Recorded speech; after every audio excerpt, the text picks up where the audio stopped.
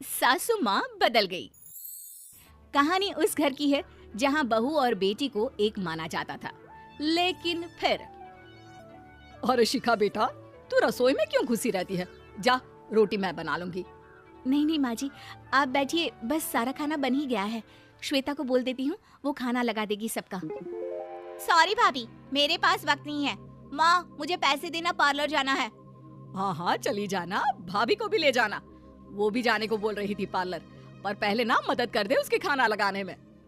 देख माँ, वो बहू है, उसे बहू रहने देना, इतना सर पर मत चढ़ा भाभी को।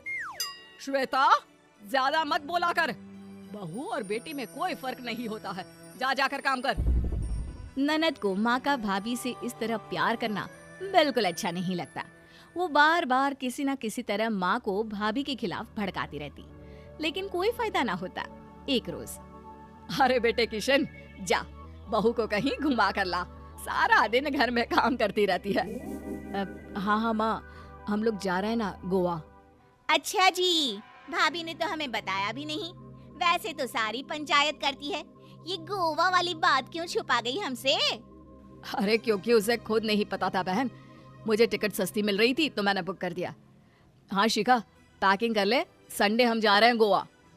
दोपहर में शिखा पैकिंग कर रही थी कि सास आ जाती है। ये क्या बहू, साड़ियाँ? अरे गोवा जा रही है घूमने या फिर शादी में मायके हैं? माँ जी, ऐसा कुछ है ही नहीं, समझ में नहीं आ रहा क्या रखूं कपड़े में। अरे तेरी और श्वेता की साइज तो एक ही है, उसके कुछ मॉडर्न कपड़े ले ले, आकर लौटा देना। हाँ माँ जी, ये ठीक रहेगा। शिखा श्वेता के पास जाती है और उससे कपड़े मांगती है। ना जी ना, मैं अपने कपड़े ना दूं, वैसे भी फैल जाएंगे मेरे कपड़े, बहुत महंगे वाले हैं। शिखा मुंह लटकाकर कमरे में आ जाती है तो सास कहती है, चल तैयार हो जा, तुझे मैं शॉपिंग करा कर लाती हूँ गोवा की।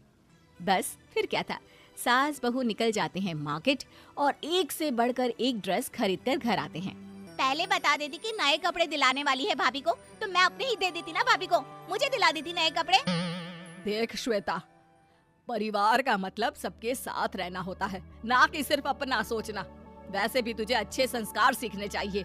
और रही बात कपड़ों की, तो शिखा, आज से घर पर भी तू मॉडर्न कपड़े ही पहनेगी। कोई जरूरत नहीं है ये साड़ी वाड़ी लपेटने की। अब क्या था, घर पर श्वेता और शिखा एक जैसे रहते। एक बार पड़ोसन आती है। अरे बेटा, अपनी माँ को तो बुलाना, जरा बात करनी है। शिखा सास को बताती है और रसोई में चली जाती है। ये आपकी बेटी बहुत बड़ी हो गई है, इसके लिए एक रिश्ता है, कहो तो बता दूं। ये बेटी नहीं बहू है, घर में सब एक जैसा ही रहता है। वैसे मेरी बेटी भी बड़ी हो गई है, कोई रिश्ता हो तो जरूर बताना। पड़ोसन रिश्ता लेकर उन लोगों के घर आती है। तब श्वेता की होने वाली सास कहती है, तो ये घर है, कितने मंजिल का है? और ये बहू ने आपकी क्या पहन रखा है, जीन्स टॉप? अरे भाई, साड़ी वाड़ी नहीं है क्या इसके पास? देखिए, सर्दी है तो साड़ी में बहू कैसे मैनेज करती, वैसे पहनती है साड़ी भी। देखिए, हम लोग ठहरे पैसे वाले लोग, कोई कमी नहीं है हम लोगों के पास पैसों की, बहुत पैसे हैं, जमीन, नौकर चाकर, कार, सब कुछ है, लेकिन घर में संस्कारी बहू चाहिए, समझ रही है ना आप? सास कुछ कहती कि श्वेता बोल पड़ती है, हाय रे, नौकर चाकर से लेकर जमीन, कार, पैसा, हाँ हाँ मुझे रिश्ता मंजूर है मुझे। अरे रुक जा श्वेता, मैं बात कर रही हूँ ना। देखिए, हम लोगों के घर इतनी आजादी नहीं मिलेगी। अरे हाँ कर देना माँ, हाँ कर दे जल्दी से। सास क्या करती, बेटी की शादी ऐसे घर में कर देती है जहाँ ना उनके विचार मिलते हैं और ना ही आचार। शादी के बाद एक रोज फोन पर, श्वेता बेटा, एक बार घर आ जा, बहुत दिल करता है तुझे देखने का। माँ, वो घर पर बहुत काम होता है, कैसे आऊँ? बड़ा घर है, लेकिन आने जाने वालों की लाइन ही लगी रहती है। बेटा, मैं तो जानती थी उस घर का हाल, लेकिन तू ही नहीं मान रही थी। माँ देख, हर घर का यही हाल है। तेरी बेटी को यहाँ घूंघट हटाने की परमिशन नहीं है और एक तरफ भाभी स्कर्ट पहनकर घूम रही है।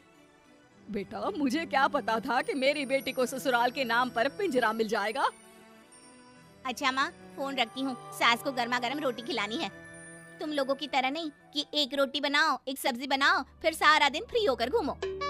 सास फोन तो रख देती है, लेकिन सोच में पड़ जाती है कि एक तरफ बेटी जिसे कोई आजादी नहीं, वहीं दूसरी तरफ बहू जिसे देखकर लगता ही नहीं कि उसकी शादी भी हुई है। अगले रोज। शिखा, अरे ओ शिखा। हाँ माँ, क्या हुआ? कुछ चाहिए आपको? मैं जिम जा रही थी। जिम के कपड़ों में बहू को देखकर सास को घूंघट में अपनी बेटी का ख्याल आता है। देख बहू, घर में बहू की तरह रहा कर।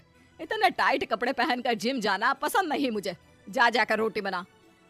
रोटी? माँ, अभी तो शाम के 6 बजे हैं, इस वक्त रोटी? अब क्या मेरे खाने पीने पर भी पहरा है?